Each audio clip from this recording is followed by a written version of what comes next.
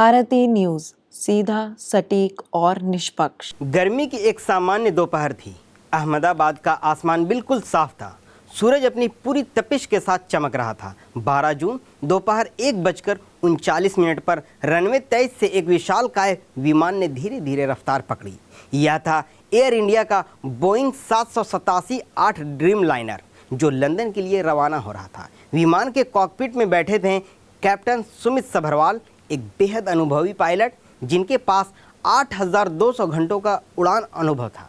वह एक line training captain यानी LTC थे, यानी एक नए पायलटों को प्रशिक्षण देने वाले कप्तान। उनके साथ थे सह पायलट क्लाइव कुंदन, जो एक समर्पित और एक्सपीरियंस युवा पायलट थे जिनके पास 1,100 घंटे का अनुभव था। दोनों पायलटों ने सैकड़ों उड़ानें देखी थी, हजारों यात्रियों को मंजिल तक पहुंचाया था, लेकिन इस बार कुछ अलग था। विमान जैसे ही टेक ऑफ कर रनवे छोड़ हवा में उठा, यात्रियों की नज़रें खिड़कियों से नीचे शहर की इमारतों को निहार रही थी। कुछ लोग वीडियो बना रहे थे तो कुछ चुपचाप किताबों में डूबे हुए थे। 242 लोग, जिनमें 10 क्रू मेंबर भी शामिल थे, अपने अपने ख्वाबों और मंजिलों को लेकर इस उड़ान में सवार हुए थे। लेकिन मात्र कुछ ही क्षणों बाद, टेक ऑफ के तुरंत बाद, लोगों ने ज़ोरदार झटका महसूस किया। अचानक विमान ने अपनी ऊंचाई नहीं पकड़ी, अहमदाबाद एयरपोर्ट के करीब मेडिकल कॉलेज में जाकर टकराई। चारों ओर धुएं का काला गुब्बार उठने लगा। कुछ ही मिनटों में मेघाणी नगर का इलाका घने धुएं से ढक गया।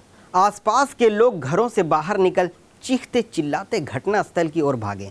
सोशल मीडिया और न्यूज़ चैनलों पर ब्रेकिंग न्यूज़ की पट्टियां दौड़ने लगी। मौसम की बात करें तो बिल्कुल साफ था, पर किस्मत धुंधली। हादसे के वक्त मौसम बेहद अनुकूल था। हवा की दिशा 250 डिग्री, गति 7 नॉट, तापमान 37 डिग्री सेल्सियस, विजिबिलिटी लगभग 6,000 मीटर। कोई तूफान नहीं, कोई बारिश नहीं, केवल एक तकनीकी अनदेखा रहस्य, एक आधुनिक चमत्कार जो पहली बार टूटा। जिस विमान ने दम तोड़ा वो था बोइंग 787-8 ड्रीमलाइनर, जिसे अक्सर उड़ता हुआ भविष्य कहा जाता है। इस विमान को 2013 में तैयार किया गया था। यह एक mid size twin engine wide body jet है जो 14,000 किलोमीटर की दूरी एक बार में उड़ सकता है।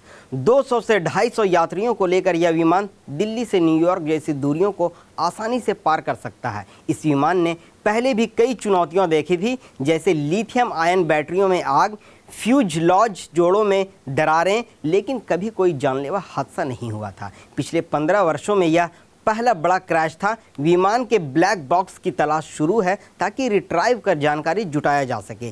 DGCA और एयर इंडिया की जांच टीमें मौके पर हैं। अब कई सवाल अब भी हवा में तैर रहे हैं, जैसे क्या यह इंजन फेल्योर था, कोई बर्ड हिट था, या फिर किसी सॉफ्टवेयर में खामोश गड़बड़ी।